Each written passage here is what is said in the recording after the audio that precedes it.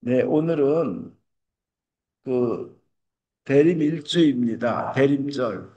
이 대림절을 잘 주님 앞에서 보내는 분들이 또 주님께서 기뻐하시는 사람들이고, 이 대림절에 주님께서 우리에게 한없는 은혜를 주시려고 하시는데, 우리가 그것을 그 이 대림절 동안 우리가 놓치고 있는 것, 주님으로부터 오는 그 폭포수와 같은 은혜를 놓치고 있는 부분을 우리는 고치는 겁니다. 그래가지고 그 은혜에 감사하며 영원토록 누리는 겁니다. 대립절은 그리운 예수님, 꼭 다시 만나야 되는 예수님, 그리고 영원토록 꼭 함께 살아야 되는 그 사랑의 예수님을 맞이할 준비를 하는 기간입니다. 우리가 세상에 그 누가 우리를 위해서 대신 죽어줍니까? 우리가 어디서 그런 사랑을 받겠습니까?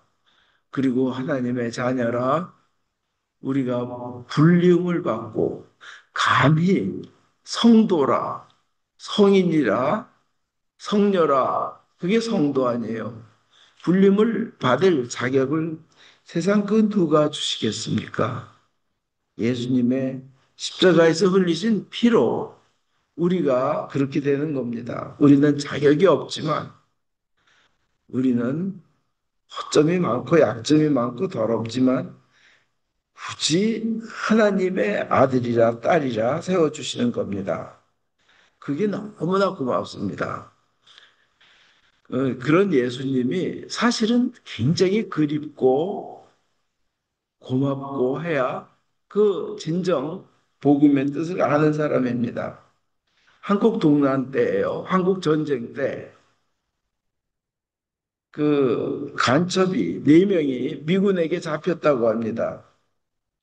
사형을 이제 간첩이라 사형을 시켜야 되는데 그때 미군 한 명이 너희 중에 교인 크리스찬이 있냐 하고 물어봤더니 세 명이 자기가 교인이라 그랬답니다. 그러면 그 미군이 그렇게 물었대요. 그러면 찬송가를 하나 아무거나 불러보라 했더니 아무도 못하였습니다. 모두 세 명 다 가짜 신자임이 드러났습니다. 근데 갑자기 뒤에 남아있던 그 한 명이 내 모든 시험 무거운 짐을 주 예수 앞에 아뢰이면 근심에 쌓인 날 돌아보사 내 근심 모두 맡으시네 하고 부르더라는 거예요. 그래서 그 사람 하나 살려줬다고 합니다. 근데 사실은 그 사람도 신자가 아니었다고 합니다. 부인이 교회 갔다 오면 맨날 두들겨 패고 아예 패대기를 쳤다고 합니다. 부인은 10년간을 맞으면서도 자기 신세가 남편한테 그 핍박받는 자기 신세가 자신의 모습이 찬송가 구절하고 너무 똑같아가지고 너무 잘 어울려서 맨날 그 노래만 불렀대요. 그 찬송가만. 내 모든 시험 무거운 짐을 주 예수 앞에 아뢰이면 하면서 10년간 그냥 이것만 불러댔다고 합니다. 그 남편은 왜 10년을 교회 다니면서 하는 찬송이 그거밖에 없냐, 한 곡밖에 모르냐 하고 또 때리고 그러면서 남편이 그 가사를 외우게 됐다고 합니다. 이제 전쟁이 터져서 한국 전쟁이 터져서 부인은 그 착한 부인은 남편을 살리기 위해서 식량을 싸주고 식량 싸주고 먼저 남쪽으로 내려가시라고 금세 뒤따라가겠다고 하면서 식량을 싸줬습니다. 그렇지만 부인은 오지 못했습니다. 근데 부인의 그 찬송가 덕분에 목숨을 건진 남편은 결국은 목사가 돼서 이렇게 고백합니다. 10년간 당신의 그 연약한 얼굴을 사정없이 후려치고 욕설로 핍박해도 말대꾸 하나 없이 찬송가만 부른 당신, 지금도 그 찬송을 부르고 계십니까? 하면서 그 휴전선 철책선에서 고향을 바라보며 북쪽을 보며 울었다는 그런 간증이 있었습니다. 그분은 그렇습니다. 그립습니다. 부인이. 고맙습니다. 그리고 보고 싶습니다. 그리고 그 마음에는 꼭 다시 만나고 싶은 소망이 있습니다. 이건 크리스천 파워라는 어떤 저기에서 발췌한 겁니다. 우리 믿는 자들이 예수님과의 관계가 그렇습니다. 예수님을 우리는 다시 만날 것입니다. 그리고 예수님과 꼭 함께 살아야 합니다. 우리를 영원하게 살게 해주신 그 사랑이 너무 어마어마하고 고맙습니다. 그 우리가 영원히 산다는 것이 이게 우리에게 실제로 구체적으로 이루어진다는 겁니다. 그 예수님이 그립고 보고 싶습니다. 이 우리는 이렇게 다시 만날 예수님, 다시 오실 예수님, 재림하실 예수님을 맞이할 준비를 하는 것이 아주 중요합니다. 왜냐하면 왜 아주 중요하냐면요. 주님께서 그렇게 말씀하시기 때문에 그래요. 내가 반드시 다시 온다. 깨어 있어라. 그런데 언제 올지 모른다. 그냥 갑자기 그날이 온다. 득달같이 온다는 거예요. 밤도둑같이 온다는 겁니다. 그러니까 준비하고 있어라. 깨어 있어라. 깨어 있어라. 준비하고 있어라. 예수님께서 말씀하셨기 때문에 우리는 준비하고 있고 깨어 있어야 됩니다. 두 번째로 또 예수님 다시 만날 준비를 우리가 해야 될 이유는 두 번째 이유는 우리가 언제 죽을지 모르기 때문입니다. 언제 죽을지 우리는 몰라요. 그죠? 요새 인류가 통째로 망할 수도 있다. 막 이런 걱정을 하는 분들이 많습니다. 핵전쟁이 일어나면요. 그날 일어난 그 날짜로 50억 명이 죽는다고 합니다. 나머지 살아있는 20억 명 정도는 며칠 이내 죽는데 방사능 그 낙진으로 고생하다가 죽는다는 거예요. 2주 정도. 그 다음에 거의 살아남을 사람이 없다는 겁니다. 그때 핵무기를 보유한 9개 나라, 지금 뭐 미국, 러시아, 중국, 프랑스, 영국, 파키스탄, 인도, 이스라엘, 북한, 이 나라들이 작년도에, 2024년도에 핵무기의 현대화 프로그램을 가속화했다고 해요. 점점 그 파괴력은 어마어마합니다. 뭐 말로 표현을 할 수 없습니다. 그리고 중국이 가장 빠른 속도로 성장하면서 매년 약 100개의 핵탄두를 추가한다고 합니다. 그 다음에 나토 회원국들 있죠. 뭐 미국, 프랑스, 영국 뭐 이 사람들은 이 나라들은 현재 5,933개 핵탄두를 가지고 있다고 합니다. 러시아, 중국, 북한은 6,230개 핵탄두를 보유하고 있다고 합니다. 이 중에 일부만 터져도 모든 게 끝납니다. 인류가 한 번에 멸망해 버릴 수 있습니다. 뭐 그거 외에도 환경의 재앙이 점점 무서워지고 있습니다. 우리는 언제 죽을지 모릅니다. 그 그런데 최후의 그 인류의 멸망은요. 사람들이 막 핵전쟁이다, 기후다, 뭐 어디 저 우주에서 돌이 날라와서 별똥별이 쳐서 한 번만 흔들어도 뭐 모든 생물은 다 죽는다, 뭐 별거 걱정하지만 사실 최후의 멸망은 핵 때문이 아니고 환경이나 그런 재난 때문도 아닙니다. 최후의 심판, 최후의 심판은 누가 하느냐면 하나님이 하십니다. 우리가 두려워해야 될 분은 하나님밖에 없는 겁니다. 하나님이 직접 최후의 심판을 하세요. 그때 그러면 구원받을 사람들은 예수님이 정하십니다. 모든 심판의 전권을 예수님이 가지고 계십니다. 하늘과 땅의 모든 고난을 내가 받았다. 근데 예수님께서 재림하셔서 하시는 겁니다. 우리는 그 시간을 기다립니다. 요한복음 17장 2절에서 3절에 보면 아버지께서는 아들에게 모든 사람을 다스릴 권한을 주셨고 따라서 아들은 아버지께서 맡겨주신 모든 사람에게 영원한 생명을 주게 되었습니다. 이것이 두려움이 아니라 우리 구원받은 이들에게는 기쁨으로 다가옵니다. 아버지께서 맡겨주신 사람을 그 모든 사람에게 예수님이 영원한 생명을 주시게 되었다는 걸, 그 고난을 받았다는 겁니다. 그 대상이 우리인 줄 믿습니다. 그 사형 집행 시간을 기다리고 있는 사형소의 그 기다림이란 거는 그 자체가 절망이며 실패입니다. 그러나 결혼 날을 잡아놨다든지 그래서 그 날을 준비하는 신랑 신부나 제대할 날을 달력에 표시해서 기다리는 제대 말년 병사들의 그 기다림은 희망입니다. 우리 구원받은 사람들은 다시 오실 예수님을 기다린 것은 행복의 기다림이며 성공의 기다림입니다. 그 어떤 것보다 성공입니다. 그리고 우리 왜 그 재림을 준비해나 그 하는 그 두 번째 이유로 우리는 누구나 다 죽기 때문이라 그렇게 말씀드렸습니다. 마치 우리 인생은 제가 71년을 좀 넘게 살아보니까 무대에서 잠시 머물다가 그냥 흔적 없이 퇴장하는 배우 같아요. 근데 어떤 배우냐? 그 엑스트라나 삼류, 사류 배우. 그냥 남들이 기억도 못해요. 그다음에 그냥 말없이 사라지고 흔적 없이 퇴장하는 그런 배우와 같은 것이 우리 인생입니다. 보니까. 사실 굉장히 뭐 유명하다고 해서 뭐 왕이다 어쩌고 해서 죽어도 두세 대만 지나가면 기억 못해요.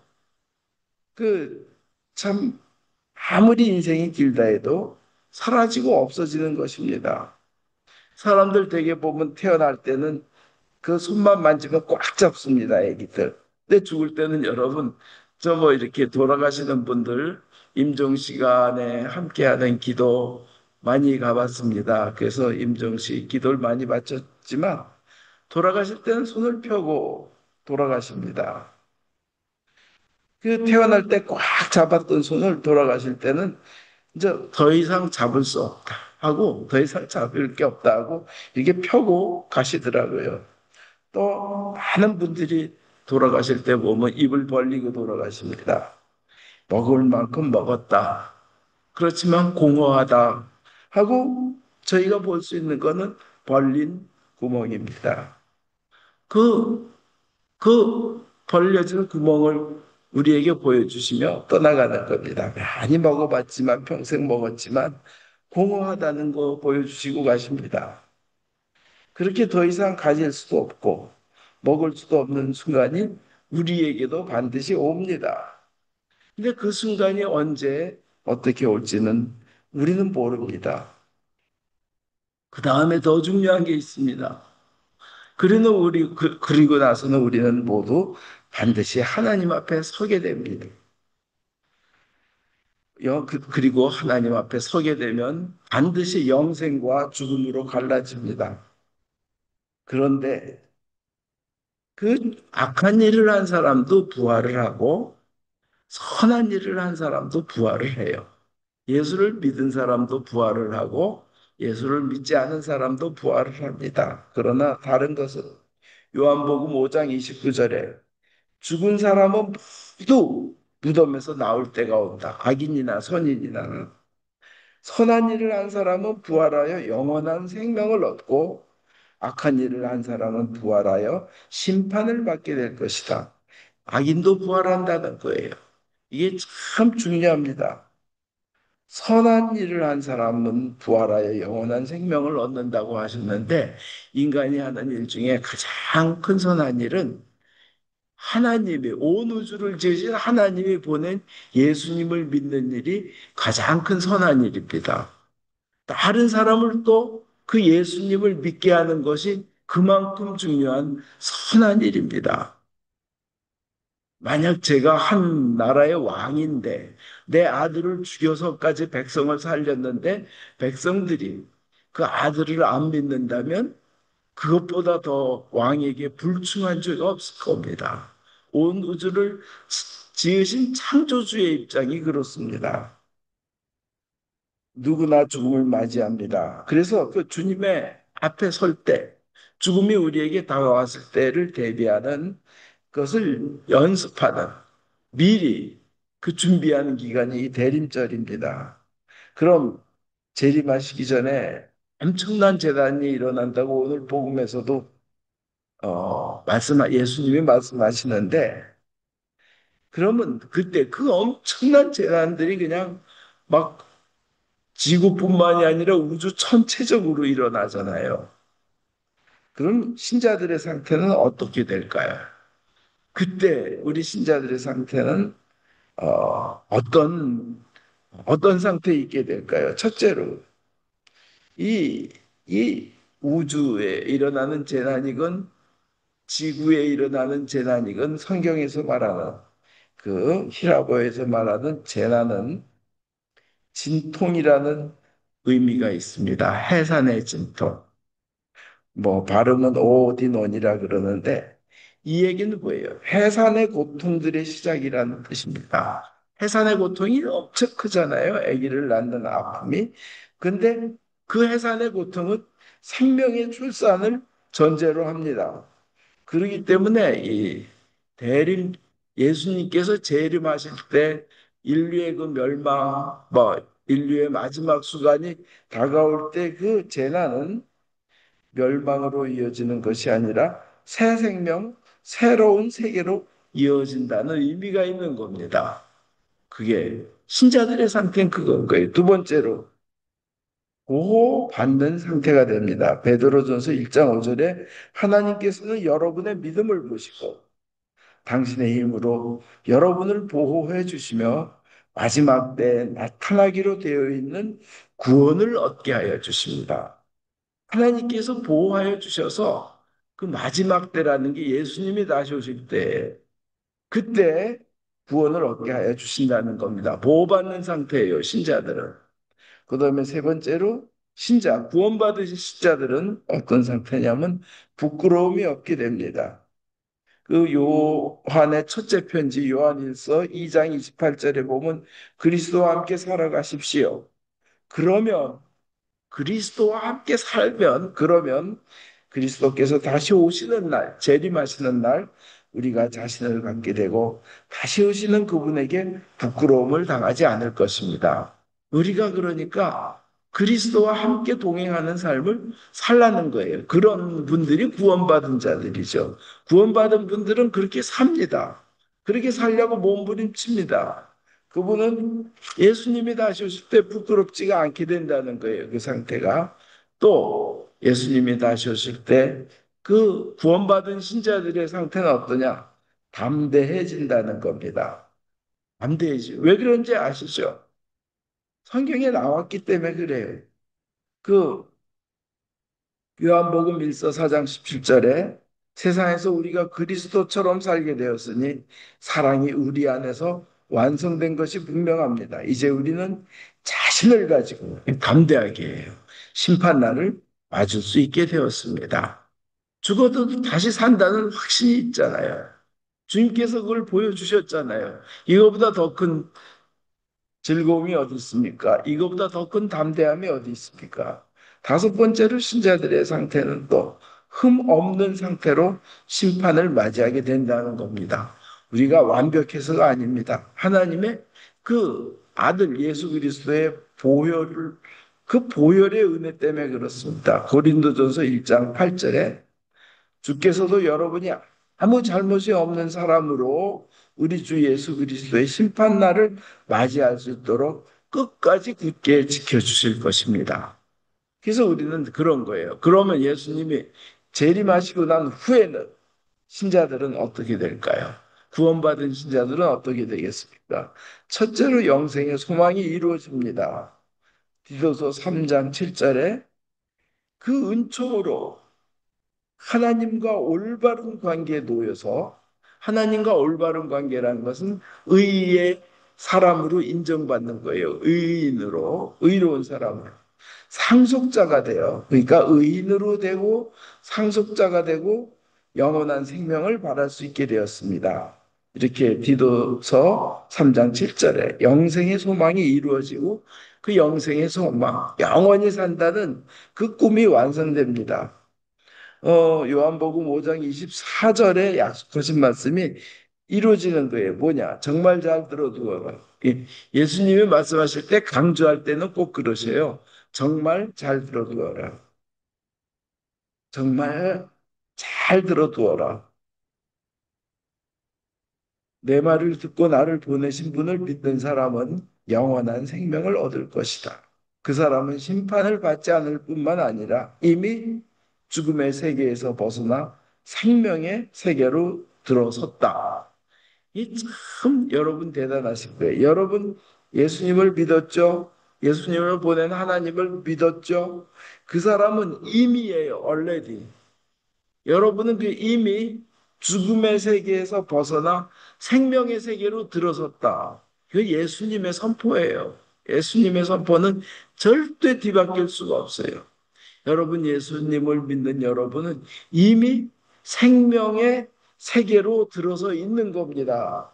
그런데 그 예수님의 그 선포, 그 능력 반드시 이루어진 거야만은 하나님 창조주가 예수님이신데 그분의 말씀이기에 이것은 그대로 전지전능함입니다. 반드시 이루어져요. 그런데 그 말씀이 현실로 구체적으로 생생하게 눈앞에 나에게 이루어진다는 겁니다. 얼마나 기쁜 소식이에요. 그 영생의 소망이 이루어진다는 겁니다. 골로새서 1장 13절에도 아버지께서는 우리를 흑암의 권세에서 건져내셔 당신의 사랑하시는 아들의 나라로 옮겨 주셨습니다. 과거형이에요. 옮겨 주실 것입니다도 아니고 옮겨 주시고 있습니다도 아니에요. 옮겨 주셨습니다예요. 믿는 여러분들은 과거형이에요. 이것이 이제 구체적으로 내 인생에 나에게 실현된 것을 보며 영원히 살게 되는데 그때 여러분 지금도 그렇지만 이게 꿈이냐 생시냐 이 감격 이 감동 세상 어느 것과도 바꿀 수가 없습니다. 두 번째로 재림하신 후에 신자들의 상태는 어떻게 하늘에 있는 소망이 이루어집니다. 골로새서 1장 5절에 그 믿음과 사랑은 여러분을 위해서 하늘에 마련해 두신 축복에 대한 희망에서 나온 것입니다. 하는 말이 있습니다. 우리를 위해서 하늘에 마련해 두신 축복이 어마어마하다는 거예요. 그 하늘에 마련해 두신 축복이 어마어마한데 재림 후에는 그것이 완성이 됩니다. 굉장히 그러니까 우리는 어떠해야 돼요? 재림을 기다려야 돼요. 준비를 해야 돼요. 그렇다고 하얀 옷 입고 얼른 도망가 있으라는 얘기는 절대 아닙니다. 세 번째, 영광의 소망이 이루어집니다. 골로새서 1장 27절에 여러분이 그리스도를 믿게 되었다는 사실과 또 영광을 차지하게 되리라는 희망입니다. 이 하나님께서 영광까지 주신대요. 영원히 살려만 주시는 게 아니라 영광을 주신다는데 그 하나님이 주시는 영광은 정말 놀랍습니다. 정말 남들이 그 감히 바라지도 못할 귀한 것을 얻는 영광을 누립니다.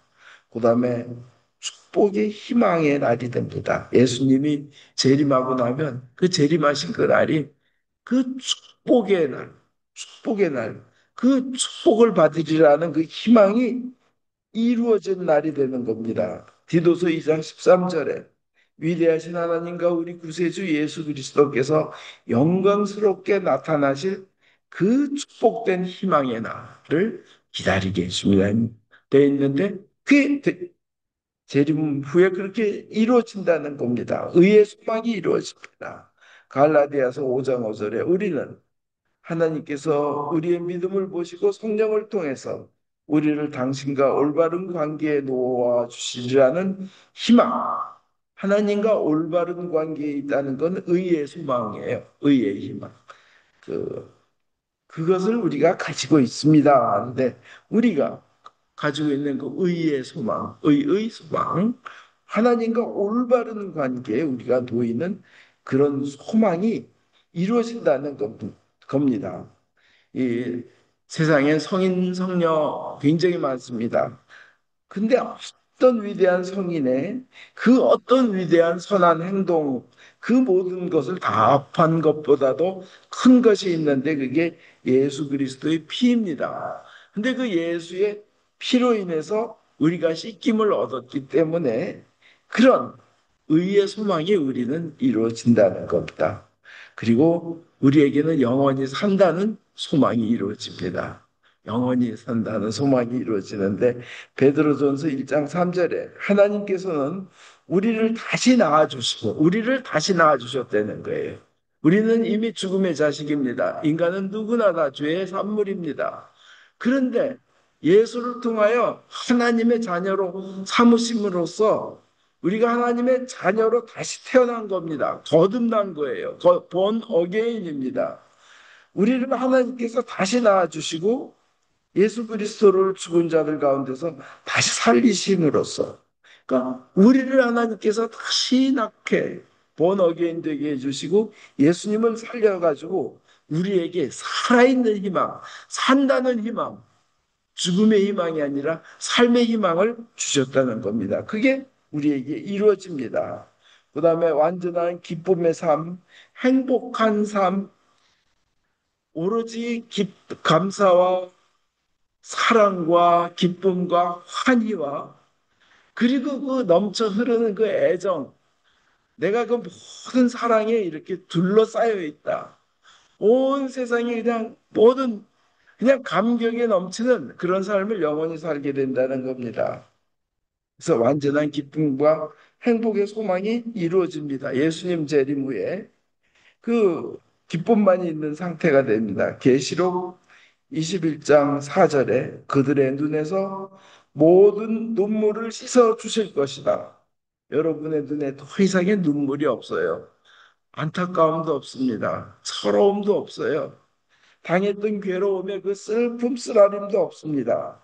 이제는 죽음이 없고 슬픔도 울부짖음도 고통도 없을 것이다.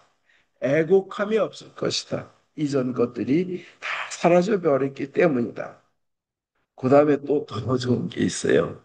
성경은 말씀합니다. 예수님을 믿는 자들은 예수님과 함께 왕 노릇을 하게 될 거라는 겁니다. 왕 노릇을.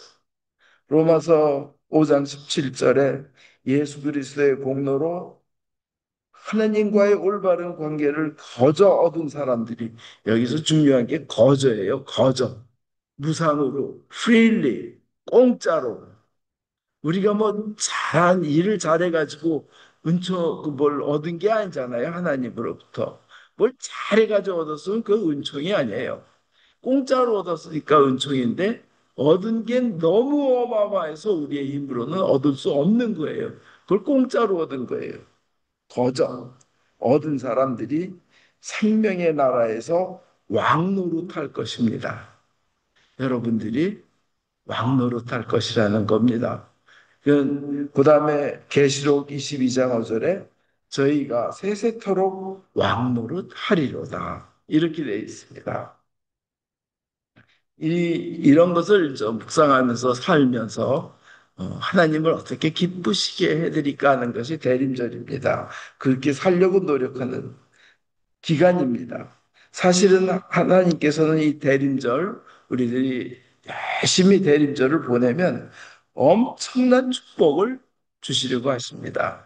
근데 이런 귀한 기회를 그냥 놓쳐버리면 그 쏟아져 들어오는 축복을 막는 게 됩니다.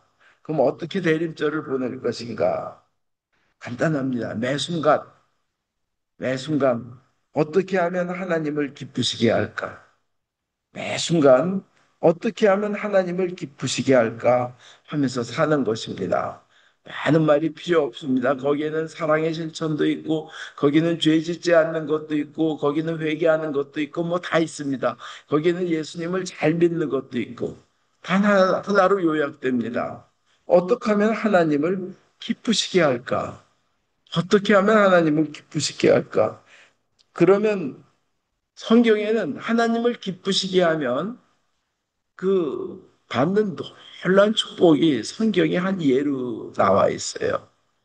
그 주 안에서 예수 그리스도 안에서 항상 기뻐하라. 뭐 쉬지 말고 기도하라. 범사에 감사하라. 이것이 예수 그리스도를 통하여 드러내신 하나님의 뜻이니라. 거기에도 기뻐하라는 그것이 있지만 하나님을 기쁘시게 해드리면요. 어떤 일이 있냐면요. 성경에서 우리가 제일 부러운 분이에요. 제일 부러워하는 분이에요. 그분처럼 되고 싶은 거예요. 뭐냐면 에녹입니다. 에녹. 에녹은 죽지 않고 하나님이 하늘로 데려가 버리셨어요. 죽었다가 부활하는 것보다 그게 저는 훨씬 더 좋은 것 같아요. 에녹하고 엘리야가 죽지 않고 하나님이 데려가셨습니다. 그런데 하나님을 매 순간 기쁘시게 하면 에녹이요. 그 성경에는